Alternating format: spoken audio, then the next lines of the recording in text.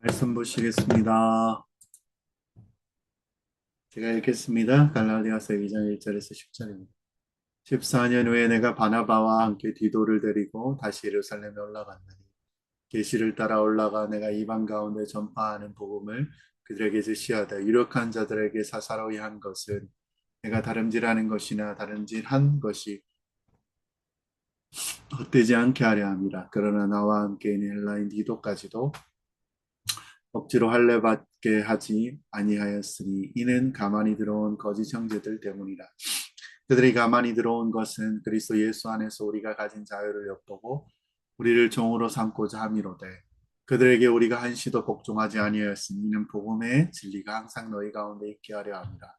유력하다는 이들 중에 본래 어떤 이들이든지 내게 상관없으며 하나님은 사람을 외모로 취하지 아니하시나니 저 유력한 이들을 내게 의무를 더하여 준 것이 없고 도리어 그들은 내게 내가 무할례자에게 복음을 전함을 맡은 것이 베드로가 할례자에게 맡은 것 같은 것을 보았고 베드로에게 역사하사 그를 할례자의 사도로 삼으시니가 또한 내게 역사하사 나를 이방인의 사도로 삼으셨느니라. 또 기둥같이 여기는 야고보와 게바와 요한도 내게 주신 은혜를 알므로 나와 바나바에게 친교의 악수를 하였으니 우리는 이방인에게로 그들은 할례자에게로 가게 하려 함이라. 다만 우리에게 가난한 자들을 기억하도록 부탁하였으니 이것은 나도 본래부터 힘써 행하여 왔노라. 아멘. 지난주에는 바울은 자신이 전한 복음은 사람에게 배운 것이 아니고 예수님께 계시받은 복음임을 그리고 자신의 회심과 삶을 통해서 증명하였습니다.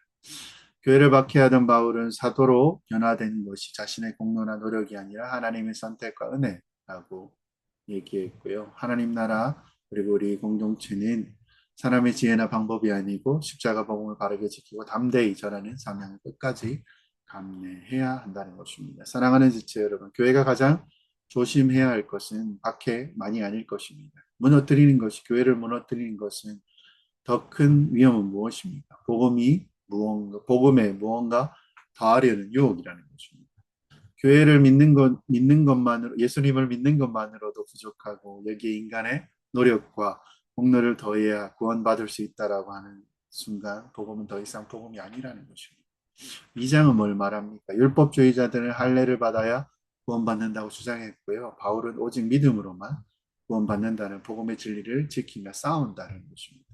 이 복음은 무엇입니까? 신학적인 논쟁이라고 할 수 없습니다. 하나님 나라의 기초를 지키는 싸움입니다. 십자가 복음은 인간의 공로나 행위를 더하는 종교가 아니라 예수 그리스도께서 이루신 구원을 믿음으로 받는 은혜라는 것입니다. 하나님 나라의 교회는 이 어떤 시대가 변하고 상황이 변할지라도 복음을 수정하거나 다하지 않고 오직 십자가와 부활 위에 굳게 서야 함을 말하고 있습니다.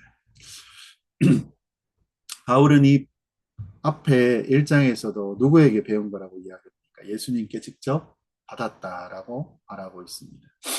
그리고 이 복음을 누구에게 배웠냐면요. 예수님께 배웠다라고 말합니다.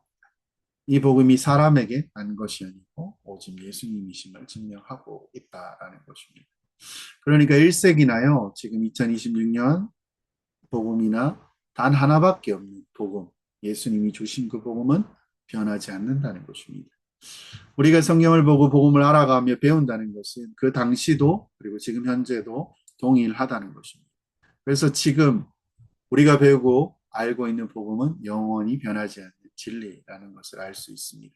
1절에 뭐라고 이야기합니까? 14년 후에 내가 바나바와 함께 디도를 데리고 다시 예루살렘에 올라갔나니. 그렇죠. 14년이 지나 예루살렘에 올라가면서 두 사람을 데리고 왔습니다. 누구입니까? 바나바와 디도를 데리고 왔다는 것입니다. 바나바는 사도행전에서 잘 나오고요. 누구냐면 자신의 재산을 팔아 사도에게 내어준 사람입니다. 행전 4장 36절에 이렇게 하죠. 그부로 해서 난 레위 족속 사람이 있으니 그의 이름은 요셉이라 사도들이 일컬어 바나바라 번역하면 위로의 아들이라 하니 37절에 뭐라고 이야기합니다. 흔한 이름인데 그가 밭에 있음에 팔아 그 값을 가지고 사도들 발 앞에 두니라. 자신의 재산을 교회에 내어 놓았다는 것입니다. 이후에 바나바처럼 존경받고 싶어서 나온 사람이 누굽니까? 우리가 아는 아나니아와 삽비라라는 사람입니다. 그게 바로 바나바를 따라했습니다. 바나바는 사도들에게 회심한 바울을 또 소개하게 됐고요. 바울을 안디옥 교회의 초청의 동역자로 같이 가기도 했다는 것입니다. 바울이 바나바를 데리고 동역하자는 게 아니라 이미 신자고 사도들과 같이 영향력이 있는 바나바가 이 바울을 데리고 와서 사도들에게 소개해주고, 왜 그렇습니까? 수많은 자를 죽이러 다녔고 죽이기 위해 다녔던 바울을, 사도들도 그를 두려워했다는 것입니다. 그래서 사도행전 9장이 이렇게 이야기합니다. 사울이 예루살렘에 가서 제자들을 사귀고자 하나 다 두려워하여 그가 제자됨을 믿지 아니하니 바나바가 데리고 사도들에게 가서 그가 길에서 어떻게 주를 보았는지와 주께서 그에게 말씀하신 일과 다메섹에서 그가 어떻게 예수의 이름으로 담대히 말하였는지를 전하니라. 소개해 줬다는 것입니다. 그리고 예루살렘 교회를 돕기 위해 모인 헌금을 전달하기 위해 또 바울을 또 데리고 왔습니다. 우리는 잘 압니다. 1차 전도 여행 때 바나바와 함께 했는데 그 후에 헤어졌습니다.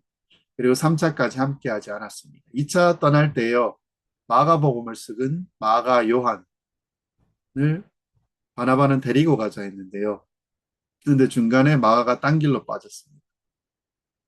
복음 전파를 그만두다 보니까 마가를 데리고 가자는 그것에 바울은 화가 나서 싸움이 일어났습니다. 격렬하게 싸웠고 바울은 안 된다라고 해서 결국은 결별을 합니다. 그리고 바나바와 마가가 따로 여행을 갑니다. 이게 15장에 나옵니다. 며칠 후에 바울이 바나바더러 말하되 우리가 주의 말씀을 전한 각 성으로 다시 가서 형제들이 어떤가 방문하자. 바나바는 마가라는 요한도 데리고 가자 하나 바울이 밤빌리아에서 자기들을 떠나 함께 일하러 가지 않은 자를 데리고 가는 것이 옳지 않다 하여 서로 심히 다투어 피차 갈라서니 바나바는 마가를 데리고 배 타고 그브로로 가고 바울은 신라를 택한 후에 형제들에게 주의 은혜를 부탁함을 받고 떠나. 그러면서 싸웠기 때문에 바나바를 바울이 싫어할까요? 그렇지는 않을 것입니다. 디모데후서 4장 11절 이렇게 누가만 나와 함께 있느니라. 내가 올 때 마가를 데리고 오라. 그가 나의 일에 유익하니라. 바나바가 마가를 아주 훌륭한 동역자라고 평가를 했다는 것입니다. 길이 달라서인지 다만 길이 달랐지만 똑같은 그리고 훌륭한 동역자라고 이야기합니다. 바나바가 함께 온 사람 디도입니다. 또 오늘의 주인공도 디도입니다. 디도는 유대인이 아니라 헬라인입니다. 이후에요, 디도가 어떤 사람인지 이야기하자면요, 바울이 전도해서 그의 제자가 된 사람임을 이야기를 합니다. 디도서 1장 4절에서 이렇게 이야기합니다. 같은 믿음으로 따라 나의 참아들 된 디도에게 편지하노니 하나님 아버지와 그리스도 예수 우리 구주로부터 은혜와 평강이 내게 있을지어다. 디도는 바울과 바나바와 함께 지금 예루살렘 총회에 참석하게 된 것입니다. 그리고 바울 대신 고린도 교회를 방문하고 교회 문제를 해결해주고 또 마게도니아에서 사역 중인 바울에게 기쁜 소식을 전해주고 바울이 너무 보고 싶어 하니까 바울의 위로를 주기 위해서 오고, 그러니까 디도는 정말 바울의 큰 동역자였습니다. 이 디도가 나중에 그레데 섬이라는 곳에 목회자로 가게 됩니다. 근데 왜 바울이 이 두 명을 데리고 예루살렘에 올라갔는가를 오늘 말해 보려고 합니다. 예루살렘에 올라간 이유는 무엇입니까? 계시에 따라 하나님께서 예루살렘에 올라가라고 말씀했기 때문에 오늘 본문에 나와 있습니다. 올라가라 해서 올라갔는데 그때 뭐 했냐면 이방인 가운데서 전파하는 복음을 그들에게 제시하되 유력한 자로 사사로이 한 것이 아니고 그냥 다름질한 것이 헛되지 않게 하려고 했다라고 이야기합니다. 유력한 자는 지도자를 말할 것입니다. 아마 사도들을 이야기하는 것일 것입니다. 근데 여기서 뭘 했냐면요, 신기한 일이 있었습니다. 그들에게 복음을 전파했다라고 설명을 합니다. 사도들을 모아놓고 복음을 이야기했대요. 그게 아니라 한 명 한 명을 만나서 복음을 설명했다라는 얘기로 우리는 생각하는 것이 좋을 것입니다. 왜 이렇게 했는지는 2장 4절에 나옵니다. 이는 가만히 들어온 거짓 형제들 때문이라. 그들이 가만히 들어온 것은 그리스도 예수 안에서 우리가 가진 자유를 엿보고 우리를 종으로 삼고자 함이로되. 가만히 들어온 거짓 형제들 때문에 가짜 그리스도인이라 말할 수 있습니다. 교회는요, 교회를 다니지만 그들을 가짜라고 이야기합니다. 이들은 이름은 기독교인이지만 율법주의자였습니다. 이들이 주장한 것은 무엇이냐면요. 사도행전 15장 1절에서 이렇게 이야기를 합니다. 어떤 사람들이 유대로부터 내려와서 형제들을 가르치되 너희가 모세의 법대로 할례를 받지 아니하면 능히 구원을 받지 못하리라 하니. 뭐라고 주장하냐면 할례 받는 것이 할례를 받아야만 구원을 얻을 수 있다라고 주장하는 것입니다. 유대라는 곳에서 내려온 율법주의자들이 할례를 받아야만 구원을 얻을 수 있다라고 너무 강력하게 주장하면 그럼 어떻게 되겠습니까? 예루살렘에서 내려온 형제들이 이렇게 말하니까 여러 지역에 안 믿는 이방인 신자들이 흔들리기 시작합니다. 할례를 받아야 한다고 하는데 우리는 안 받았는데 우리는 아닌데 이 사람들이 흔들리기 시작합니다. 율법이 율법의 종이 되어 가는 모습을 또 보여주게 되는 것입니다. 1장에 뭐라고 이야기하냐면요. 너희가 다른 복음을 따른 것을 내가 이상하게 여기노라라고 말하고 있습니다. 다른 복음은 뭡니까? 여기서는 할례를 받아야 구원을 얻는다라고 말하는 것입니다. 그래서요 사도행전 15장 2절에 뭐라고 이야기합니까? 바울 및 바나바와 그들 사이에 적지 아니한 다툼과 변론이 일어난지라 형제들이 이 문제에 대하여 바울과 바나바와 및 그 중에 몇 사람을 예루살렘에 있는 사도와 장로들에게 보내기로 작정하니라. 격렬한 충돌이 있었대요. 갈라디아서에서 뭐라고 이야기합니까? 내가 이방인에게 전한 복음을 그들에게 제시했다. 사도들에게도 그 전에 어떤 일이 있었냐면 율법주의자들과 격렬한 충돌과 논쟁이 있었다는 것입니다. 왜 이렇게 했습니까? 왜 바울이 할례를 받아야 한다고 말할 때 놀라며 격분하며 분노를 했습니까? 교회가 싸우지 않고 조용해야 되는 거 아닙니까? 안정적이려면요. 오히려 그렇게 이야기를 하더라도 뭐 그래 받아도 괜찮지라고 넘어가 주면 되지 않습니까? 인정해 주면 되지 않습니까? 근데요. 이 문제는 생명이 달려있는 문제이기 때문입니다. 구원이 달려있는 문제입니다. 그렇기 때문에 논쟁하고 충돌했습니다. 바울이 전한 복음이 무엇입니까? 로마서 1장 16절 17절 저희가 너무나 잘 알죠. 내가 복음을 부끄러워하지 아니하노니 이 복음은 모든 믿는 자에게 구원을 주시는 하나님의 능력이 됩니다. 먼저는 유대인에게요 그리고 헬라인에게로다. 복음에는 한 의가 나타나 믿음으로 믿음에 이르게 하나니 기록된 바 오직 의는 믿음으로 말미암아 살리라 함과 같으니라. 그렇죠. 믿음에서 믿음으로 이르게 하는 구원을 얻었다라는 것을 반복하는 거죠. 그리고 로마서 3장 24절에 이렇게 이야기합니다. 그리스도 예수 안에 있는 속량으로 말미암아 하나님의 은혜로 값없이 의롭다 하심을 얻은 자 되었느니라. 그래서 27절에 또 이렇게 얘기합니다. 그런즉 자랑할 데가 어디 있느냐 있을 수가 없느니라. 무슨 법으로냐 행위로냐 아니라 오직 믿음의 법으로라. 28절 그러므로 사람이 의롭다 하심을 얻는 것은 율법의 행위에 있지 않고 믿음으로 되는 줄을 우리가 인정하노라. 바울이 전한 복음은 오직 믿음으로만 의롭다함을 얻는 은혜의 복음이라는 것입니다. 여러분 잘 생각하셔야 됩니다. 2000년 전에 할례나 지금 우리가 이 할례와 무슨 상관이 있어? 근데 이게 너무 중요합니다. 오직 믿음으로만 구원을 얻는구나. 이거 너무 잘합니다. 모르는 사람 없습니다. 근데 이 장에서 뭐라고 얘기하냐면요. 말씀을 통해서 할례라는 것을 이야기할 때 우리가 생각할 점들이 있다라는 것을 알게 됩니다. 바울이 사도들에게 복음을 전하는 이유는요. 율법주의자들이 뭐라고 얘기합니까? 인간의 행위 할례를 해야만 구원을 얻는다는 것에 대한 대항입니다. 사도들에게 개인적으로 복음을 선포하는 것인데요. 복음을 한번 다시 설명하는 것입니다. 그러면 자기의 복음이 옳다라는 것을 인정하기 위해 사도들에게 복음을 설명하는 것일까요? 아닙니다. 그럴 수 없습니다. 왜 그렇습니까? 14년 동안 이미 바울은 복음을 전했습니다. 14년이 지났는데 지금 이 복음이 맞는지 틀린지를 증명한다는 것은요. 말이 안 됩니다.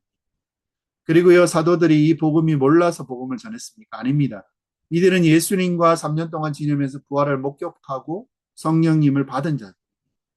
이유가 무엇입니까? 2절 후반절에 이야기하는 것이 있습니다. 내가 다름질한 것이나 다름질한 것이 헛되지 않게 하려 함이라. 무슨 말입니까? 지금까지 했던 복음의 전파 사역이 오직 믿음으로만 구원을 얻는다라고 말한 복음 전파가 헛되지 않도록 하기 위해서 했다라고 말하는 것입니다. 만약요, 바울이 이렇게 강력하게 율법주의자들에게 대항하고 믿음으로 의롭다함을 얻는다는 복음을 전파한 이유가 무엇입니까? 왜 그렇습니까? 이방인 신자들이 이미 바울에게 들었던 복음을 잃어버리지 않도록 그들이 율법의 종이 되지 않고요. 참된 복음은 행위가 아니라 오직 믿음으로만 되는 것이구나라는 것을 설명하기 위해서 바울이 이렇게 격렬하게 논쟁하고 복음을 지키려고 했다라는 것입니다.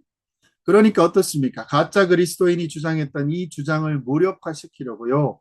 예루살렘에 있는 사도들과 지도자들이 만나서 이 문제에 관해서 복음을 설명하고 있는 것입니다. 율법주의자들이요. 주장하는 것에 완전히 그 싹을 잘라버리기 위해서. 은혜의 복음이 이거 아닙니까? 이게 복음이 아니에요? 라며 복음에 대해서 변호했다는 것입니다. 복음은 이것이야. 그리고 복음을 지키는 행동이라고 볼 수 있습니다. 바울은 그렇게 행동했습니다. 그럼 여기서 할례는 무엇입니까? 창세기 17장 10절에서 17장 10절 11절에서 나옵니다. 아브라함과 그의 자손에게 명령한 것입니다. 내가 너에게 자손을 낳게 해주겠다. 그리고 너의 자손이 나의 백성이다.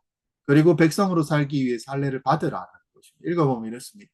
너희 중 남자는 다 할례를 받으라. 이것이 나와 너희와 너희 후손 사이에 지킬 언약이라. 너희는 포피를 베어라. 이것이 나와 너희 사이의 언약의 표징입니다. 할례는요, 하나님의 백성이라는 표징이라는 말입니다. 표시입니다. 내용은 무엇입니까? 남성의 생식기가 있으면 생식기 일부를 잘라내는 행위입니다. 그것을 통해서 왜 그렇게 했는지는 모릅니다. 근데요, 의미는 생각해 볼 수 있을 것입니다. 아브라함의 나이는 99세, 생물학적으로는 아이를 낳을 수 없는 불가능한 상황. 근데 거기에 생식기의 일부를 잘라내라는 말을 다 잘라내라는 말처럼 들립니다. 그 시절에 보면 상징입니다. 안 그래도 나이가 많아서 아이를 낳지 못하는 상황인데, 그리고 그것도 없애버려라. 불가능한데요. 그 가운데 포피를 잘라서 더 불가능한 상태로 만들라는 것입니다. 근데 이것을 누가 하겠다고 하는 것입니까? 하나님이 하겠다고 하신 것입니다.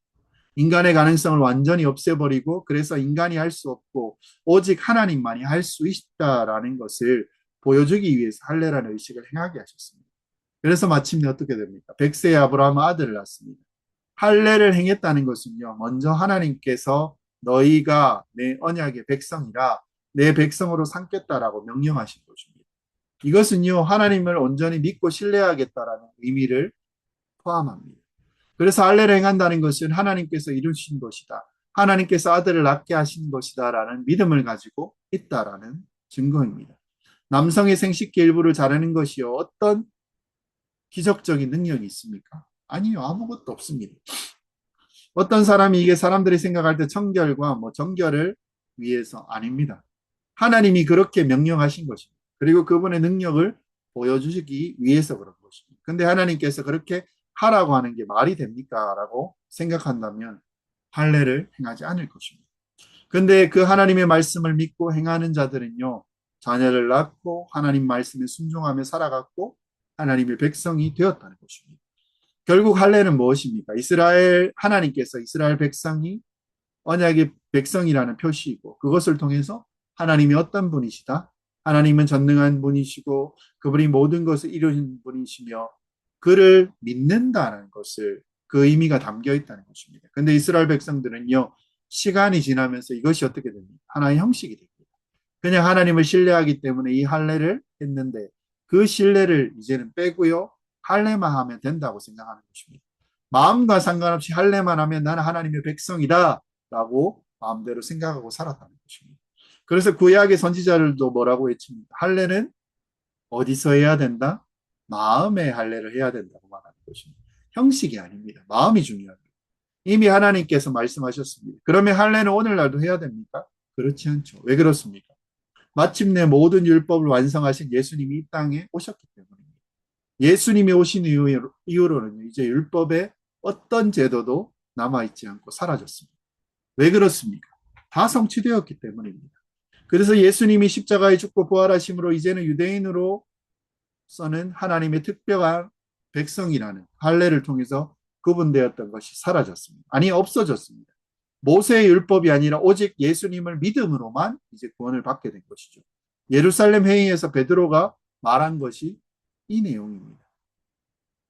어떤 사건이 있었습니까? 15장에 보면요. 고넬료 사건이 있었고요. 이것은 무엇입니까? 이방인이 처음 성령을 받아 회심한 사건입니다. 8절 9절에 이렇게 이야기합니다. 또 마음을 아시는 하나님이 우리에게와 같이 그에게도 성령을 주어 증언하시고 믿음으로 그들의 마음을 깨끗하게 하사 그들이나 우리나 차별하지 아니하셨느니라. 마음이 중요합니다. 그리고요. 10절에 뭐라고 얘기합니까? 그런데 지금 너희가 어찌하여 하나님을 시험하여 우리 조상과 우리도 능히 매지 못한 멍에를 제자들의 목에 두려느냐. 무슨 말입니까? 이스라엘 백성이가 할례를 행하는 것은 하나님의 말씀에 순종하라는데 행위만 했을 뿐이고 한 번도 하나님의 말씀에 순종하지 않았다는 것을 말하는 것입니다. 이것은 그들의 역사입니다. 근데요, 자기들도 지키지 못하는 것들을 이 이방인들에게 멍에를 매게 한다라는 것입니다. 그렇게 살아야 되는데 포피를 뱉습니다. 그래서 11절에 이렇게 이야기합니다. 그러나 우리는 그들이 우리와 동일하게 주 예수의 은혜로 구원받은 줄로 믿노라 하니라. 청회장 베드로죠. 첫 번째 사도가 선포한 것입니다. 예루살렘에서조차도요. 율법주의자들이 와서 할례를 해야 한다. 인간의 노력이 필요하다. 이렇게 이야기하니까 기준을 정하고 선포해버립니다. 로마서 3장 30절에 이렇게 해요. 할례도 할례자도 믿음으로 말미암아 또한 무할례자도 믿음으로 말미암아 의롭다 하실 하나님은 한 분이시니라. 아멘. 그러니까 모든 사람은 할례와 상관없이 오직 믿음으로만 구원을 얻는다는 것입니다. 할례가 무엇이라 얘기했습니까? 인간의 행위와 인간의 어떤 공로를 말하는 것입니다. 근데 바울은요, 말로만 하지 않습니다. 율법주의자를 대항하려고 말로만 그치지 않고 직접 행동합니다. 뭐로 행했습니까? 할례 받지 않는 이방인 디도를 데리고 와서 모든 사람이 할례 받지 다 받아 있는 예루살렘에 데리고 와서 그 성에 입성시켜 버립니다. 이게 얼마나 큰 충격적인 내용이냐면요. 미국의 초대의 남북 전쟁이 있었습니다. 이 시절은 여러 가지 전쟁의 이슈가 있었을 겁니다. 가장 큰 요인이 무엇입니까? 노예제도에 대한 폐지였습니다. 링컨 대통령이 이끄는 북부는 폐지를 주장했고 남부 귀족들은 밭농사 많이 지으니까요. 그냥 귀족들에게는 사람이 필요했다는 것입니다. 그래서 아프리카에서 데려온 흑인을 노예로 삼았습니다. 그게 자기들이 먹고 살기 위해서 노예제도를 유지하는 것이 그들에겐 당연한 것입니다. 그래서 별 이야기를 다 하는 거죠. 그들은 생물학적으로 열등하다. 그래서 노예제도를 옹호하며 펼칩니다. 근데 마침내 우리가 알듯이요. 전쟁에서 누가 이겼습니까? 북부가 이겼습니다. 그래서 노예제도가 폐지됐습니다. 근데요, 법적으로는 아니지만 공공연하게 굳이 드러내지 않고 흑인을 억압하고 핍박하고 사람 취급하지 않았습니다. 20세기 말까지도 보여집니다. 중순까지. 그게 남부에서 계속되었다는 것입니다. 1800년대의 일입니다. 오늘날도 일어나죠. 근데요, 생각해보면 이때 남부 지역의 명문 귀족가들 가운데 KK라는 백인 우월주의 사람들이 있었습니다. 그 집안의 큰 아들이 외국에서 돌아오는데요. 이 아들이 자기 아내를 데리고 돌아오는데요. 그 사람이 흑인이었다는 것입니다.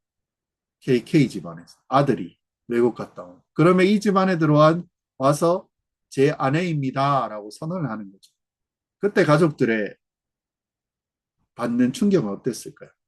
어제까지 노예로 사람으로 취급하지 않았던 흑인 자매를 데리고 와서 자기 며느리로 삼아야 한다는 것입니다. 어마어마한 충격입니다. 반대로요, 마찬가지로 딸이 데려왔는데 반일하고 있는 흑인 남편이라면 상상을 초월하는 일입니다. 근데 실제로 그런 일이 일어났습니다. 법적으로는 노예가 아닌데 심정적으로는 받아들여지지 않는다는 것입니다. 지금 이 상황에서 우리로 이야기하면 어떻습니까? 계약이 시대에 일제 조약을 맺었을 때 우리가 뭘 했냐면요. 단발령을 시행합니다. 성인 남자들 어떻습니까? 상투 자르는 거 있잖아요. 그래서 조선 후기에는 신체와 발부 수지부모 이렇게 얘기하죠. 이거는요. 신체의 털과 살이 모두 부모에게 받은 것이기 때문에 절대로 손상시켜서는 안 된다는 것입니다. 효도의 시작이라고 주장했습니다. 그래서 머리카락 자르는데요. 목숨을 많이 걸었습니다. 상투 자르는 것을 가장 수치스러운 것이라고 생각해서 자살한 사람들도 있었다고 합니다. 그만큼 중요했다는 것입니다. 가장 보수적인 곳, 안동이죠. 그리고 뭐 하동, 청합동 거기는요 아주 권위 있는 서당 혼장님들이 있었습니다. 옛날에는 염색하고 상고머리를 치러 왔습니다. 뭐 그냥 그 가운데서 어떻습니까? 염색을 하고 상고머리로 거기에 갔다라는 것. 그리고 왁스를 바르고 온 것입니다. 이와 비슷한 것입니다. 한 번도 할례자가 아닌 사람이 그리스도인이 그리스도인인 것을 본 적이 없는 늘 유대인 할례자들만 하나님의 백성으로 믿었던 자들이 그 한복판에 유대인이 아닌 이방인 그리스도인을 디도라는 사람이 처음 거기 입성한 것입니다. 그때 심정적으로는 어떻겠습니까? 저들도 우리와 함께한 가족이지 한 몸이지. 근데 실제로는 안 돼요.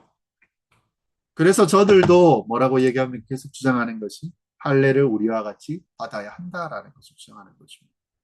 말이 아니라 영향력이 그 가운데 있었다는 것입니다. 설득력이 있죠. 너희도 우리와 같이 하려면 받는 게 나아.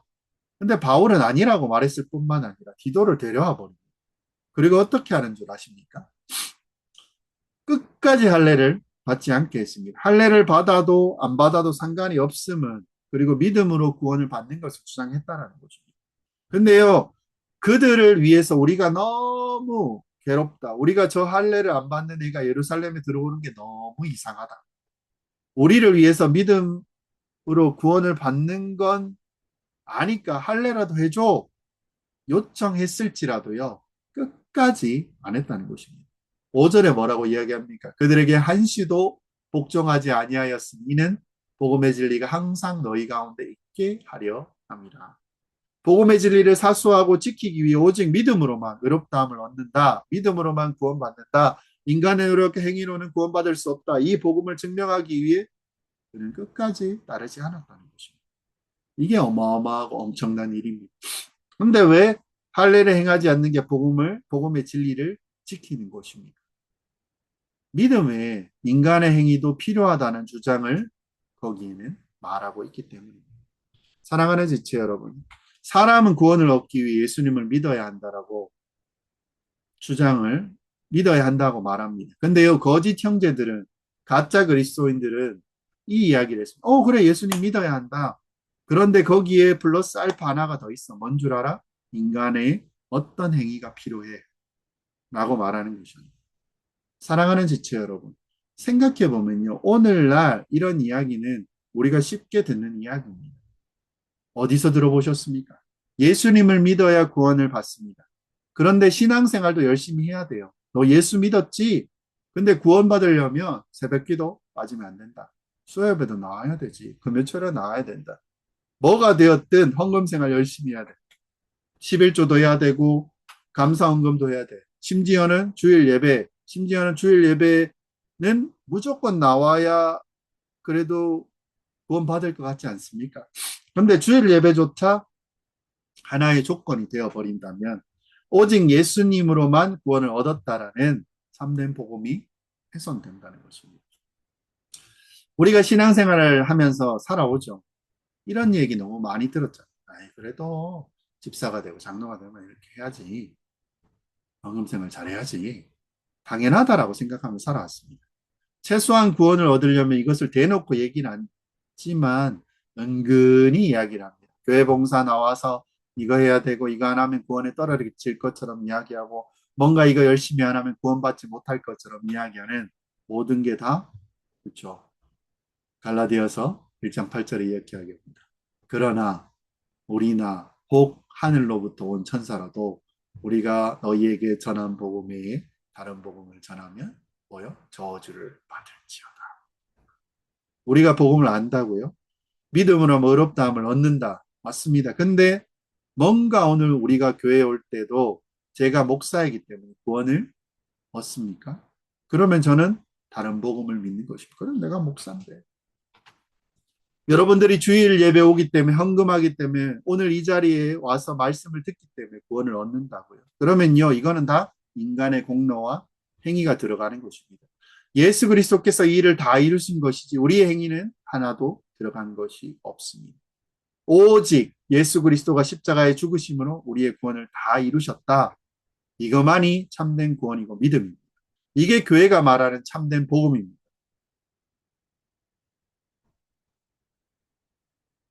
여기서 끊는다면. 믿음이 중요하니까 이제는 뭐 신앙생활 열심히 안 해도 되고 여기서 끝내면 어떻습니까? 그래요. 주일 예배 안 해도 되고 헌금 안 해도 되고 기도 안 해도 되겠네요. 이렇게 물어보실 분 있죠. 아닙니다. 참되게 예수 그리스도를 믿어 구원받은 자가 구원에 감사하여 드리는 게 신앙생활이잖아요. 이미 구원받은 자가 그분의 은혜에 감사하여 그분이 말씀하셨기 때문에 말씀에서 순종하며 살아가는 것이 뭐라고요? 신앙생활이라는 것입니다. 한 끗 차이입니다.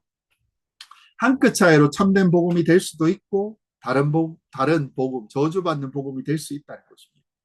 근데 너무나 이것이 중요하다는 것입니다. 우리 믿음의 선배는 무엇입니까? 오직 이신칭, 오직 믿음으로만 의롭다함을 얻는다는 것 때문에 목숨을 걸었습니다. 그리고 뭐라고 말하냐면요.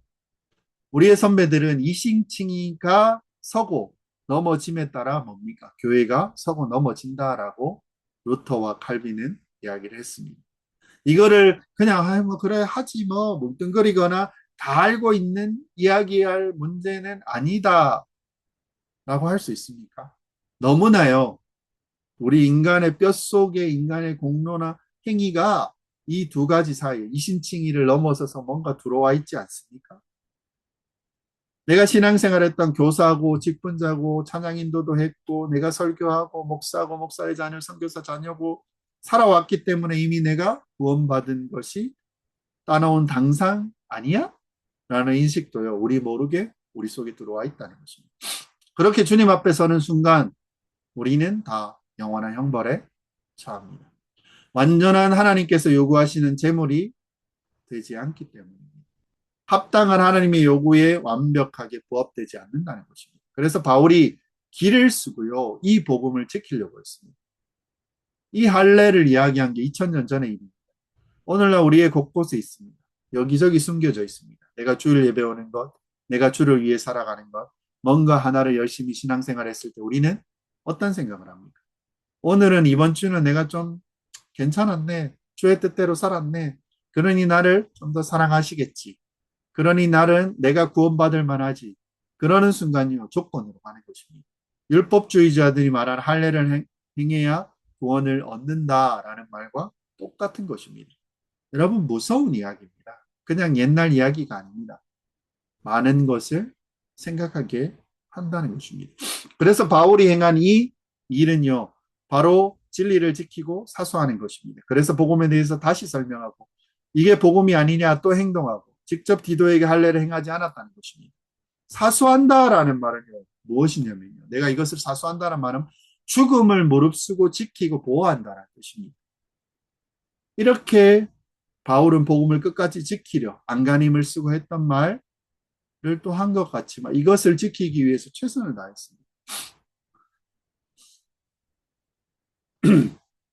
중간에 보면요. 6절에 유력하다는 이들이 뭐 도와준 게 없다라는 것입니다. 사도들이 바울에게 복음을 증거하는 것에 대해서 새로운 것을 더 보태주거나 뭐 해준 게 없대요. 의미를 더해준 게 없대요. 왜냐하면요. 하나님은 뭘 보신다고요? 중심을 보신대요. 그리고 사도들이 어떻게 인정했냐면요. 하나님이 베드로를 유대인에게 복음을 전하는 자로 세웠던 것처럼 바울도 어떻습니까? 무할례자 이방인들에게 복음을 전하는 자로 세우셨다는 것을 알게 하셨다는 것입니다. 그래서 9절에 이렇게 이야기합니다. 또 기둥같이 여기는 야고보와 게바와 요한도 내게 주신 은혜를 알므로 나와 바나바에게 친교의 약수를 하였으니 우리는 이방인에게로 그들은 할례자에게로 가게 하려 합니다. 친교의 약수를 했다는 것은 그냥 반갑습니다. 오랜만이에요. 이 약수가 아닙니다. 여기에서 악수는요. 그동안 바울이 전했던 복음이 사도들이 지금 전하는 복음과 동일하다는 거예요. 바울이 14년 동안 전한 그 복음, 사람에게서 받지 않고 사람에게서 배우지 않고 오직 예수님께서 받은 그 복음, 그 내용이 우리도 똑같이 인정했다라는 것입니다.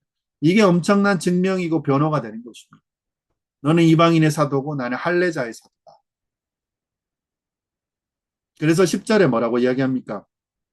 그러니 우리가 열심히 복음을 전하자라고 마치면서 다만이라고 말하면서 뭘 얘기하냐면 우리 가난한 자도 기억해 줘.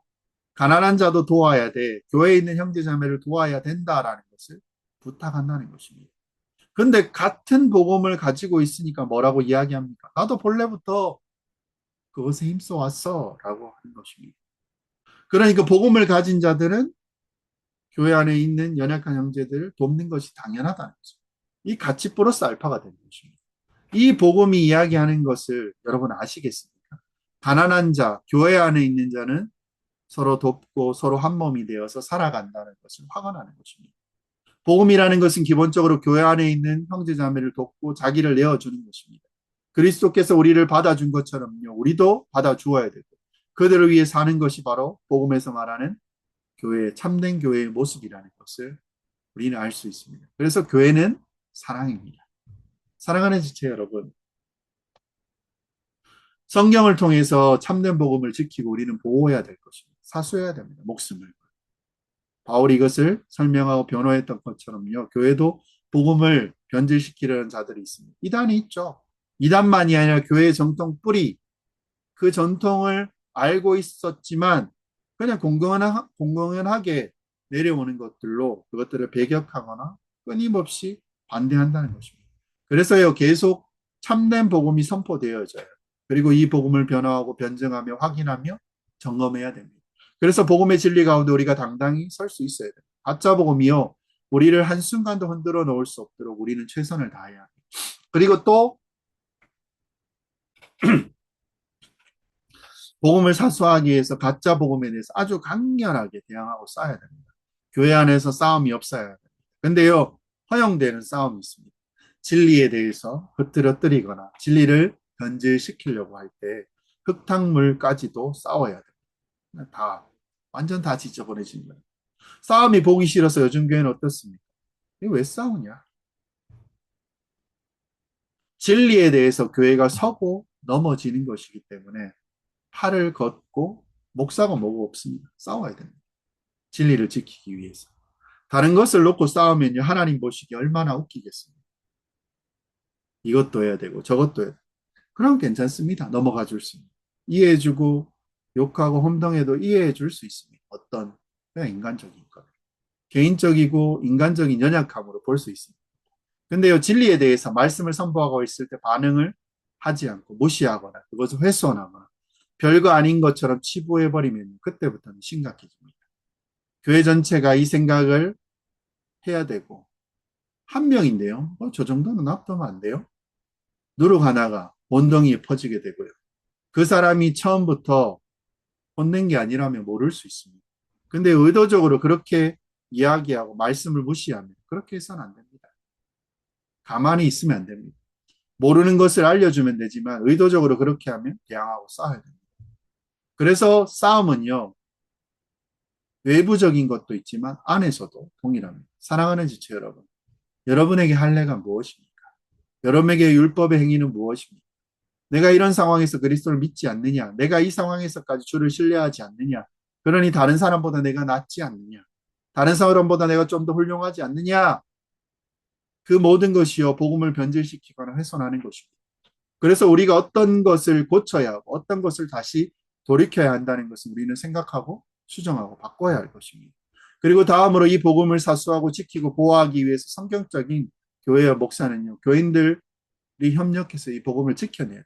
끊임없이 점검하고 교제함으로써 이 복음이 참된 복음인지 살아가고 있는지 우리가 바르게 확인하고 점검해야 된다는 것입니다. 사랑하는 성도 여러분, 개인이 복음을 지킬 수 없습니다. 한 교회도 불가능합니다. 잘 가고 있다가도 몇십 년 지나면 점점 이상해지는 교회들을 우리가 보고 있지 않습니까? 왜 그렇습니까? 옳다고 생각해서 그것들을 계속 고집해서 그렇습니다. 우리는 홀로 설 수 없습니다. 모든 사람이 그렇듯이 교회도 마찬가지입니다. 그리고 교회에는 무엇이 있습니까? 장로교회, 노예가 있고 총회가 있습니다. 해석적 관점의 차이가 있습니다. 그럼에도 불구하고 연합해서 교회가 협력하고 끊임없이 복음을 지켜내야 할 의무가 있습니다. 마지막으로 말합니다. 사도들처럼요, 교회의 지체를 위해서 우리도 우리 자신을 내어주며 살아가야 됩니다. 그것이 바로 복음이 받는 교회의 교인들의 행동입니다. 나의 행동도 행동과 기도, 그리고 기도하는 그 사람을 위로하는 것, 그 사람을 돕는 것, 물질적으로 돕는 것. 그게 돈이 될 수도 있고 시간이 될 수도 있습니다. 모든 것을 교회 안에 있는 지체를 위해 내어주며 살아가야 합니다. 더 열심히 끊임없이 타협치 않고 열심히 일해야 됩니다. 사랑하는 지체 여러분, 모두가요 참된 복음을 알고 복음의 진리대로 행하며 복음을 사수하며 살아가는 여러분이 되시기를 주의 이름으로 소망합니다. 그렇죠. 적용해 보면 이렇습니다. 오직 믿음으로 얻은 구원을 끝까지 여러분 붙드십시오. 구원은 할례 때문도 아니고 행위 때문도 아니고 우리 공로 때문도 아니고 오직 하나님의 은혜입니다. 내가 열심히 섬겼으니까 신앙생활 했으니까 십자가 은혜 외에는 우리에게는 아무것도 없습니다. 복음을 변질시키는 모든 것을 여러분 분별하십시오. 기도에게 끝까지 할례 받지 않게 하였다 것입니다. 이는요 복음이 인간의 행위가 아니라 오늘날 복음을 흐리는 유혹이 많을 것입니다. 신앙생활의 열심을 구원의 조건으로 삼는 것, 교회의 전통을 복음보다 앞세우는 것, 사람의 기준을 하나님 은혜보다 더 중요하게 생각하는 것. 하나님 나라의 교회는 언제나 말씀으로 분별하며 복음의 순수성을 지켜나가야 합니다. 그리고 세 번째로 뭡니까? 복음을 받는 사람은 사랑으로 교회를 세워야 합니다. 친교의 약수. 근데요, 그 뒤에 뭐가 있습니까? 증명했지만 가난한 자를 기억해 달라는 것입니다. 십자가의 복음은 형제를 사랑하고 연약한 자를 돕고 하나됨을 이루어가고 그리스도의 사랑을 실천하는 공동체라는 것입니다. 사랑하는 지체 여러분, 이 장은 뭘 얘기합니까? 교회는 사람의 행위로 세워지지 않았습니다. 예수 십자가 그리고 죽음과 부활 그 은혜에 세워졌다는 것입니다. 타협하지 않고요. 사도들과 같이 복음을 확인하며 하나가 되었다는 것입니다. 우리도 복음을 왜곡하고 어떤 가르침과 타협하지 말아야 됩니다. 그리고 구원의 은혜에 감사하며 형제를 사랑하며 섬겨야 됩니다. 하나님 나라를 드러나는 교회가 되어야 됩니다. 십자가 복음이 교회 중심에 있을 때 교회는 흔들리지 않을 것입니다. 세상 가운데 하나님의 영광을 나타내고 드러낼 것입니다. 그것이 여러분들이 되시기를 주의 이름으로 소망드립니다. 기도 제목 나누고 같이 기도하고 마무리하겠습니다. 오직 십자가의 복음만 붙들게 하여 달라고. 인간의 공로 행위가 아니고요. 예수님의 은혜만 의지하게 하여 달라고. 복음을 바르게 분별하고 끝까지 지키게 하여 주시옵소서. 어떤 거짓 가르침과 세상의 가치관에도 하나님 흔들리지 않게 하여 달라고. 복음의 열매로 사랑과 섬김을 실천하게 해주세요. 교회가 하나 되어서 연약한 지체를 섬기는 것을 기쁨으로 여기는 우리가 되게 해달라고. 그리고 3일입니다. 또 남은 기간 가운데 하나님 우리를 지키시고 인도하시고 하나님 동행하게 해달라고. 하나님 더 사랑하게 해달라고. 하나님 더 기쁘게 해달라고. 우리 연약함과 또 말씀 전할 자들 가운데도 하나님 힘주시고 능력 주셔서 그들을 붙드시고 하나님 인도하여 달라고 이 시간 같이 기도하며 나가겠습니다.